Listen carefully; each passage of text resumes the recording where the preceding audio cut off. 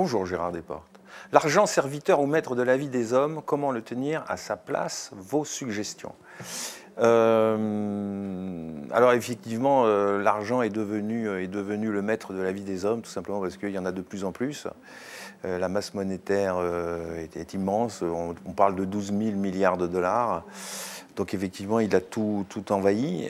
Comment le tenir à sa place? Il y aurait peut-être quelque chose à faire qui éviterait beaucoup des tourments et des choses un peu noires qui se font au nom de l'argent. Cette chose, ce serait de supprimer le cash. C'est-à-dire qu'on serait obligé, quel que soit le volume d'argent dépensé, on serait obligé de payer avec une machine, avec un téléphone, avec une carte de crédit. Ça éviterait les trafics, ça éviterait l'argent au noir, ça éviterait beaucoup de choses. Ce serait peut-être une façon de limiter cet argent.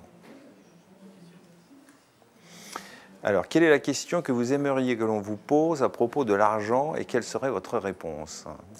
Alors j'ai réfléchi puisque je savais qu'on allait me poser la question. Et en fait, j'aimerais qu'on me demande pourquoi, depuis que je suis salarié, alors même qu'on ne m'a jamais donné 1 euro ou 1 franc, pourquoi je n'ai jamais été à découvert? Comment se fait-il que, en quasiment plus de 30 années de vie professionnelle, en ayant eu 3 enfants, en n'étant pas propriétaire, enfin bref, en étant comme tout le monde, comment se fait-il que finalement je n'ai jamais été une seule journée à découvert? Évidemment, je ne vous ferai pas la réponse. En tant que journaliste, en quoi la dépendance financière a-t-elle un impact sur la neutralité?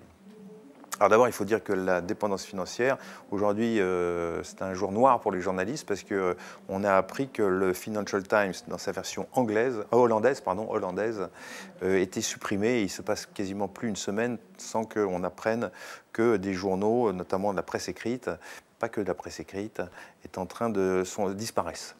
Et donc là, on voit bien qu'il y a un impact non seulement sur la neutralité, mais sur l'existence même de ces médias.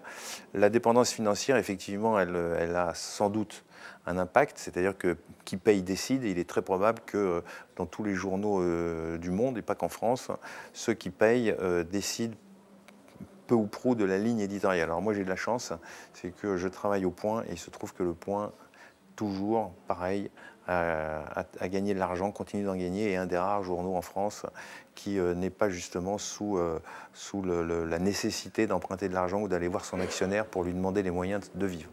Donc la question de l'impact, c'est une question qui se pose incontestablement.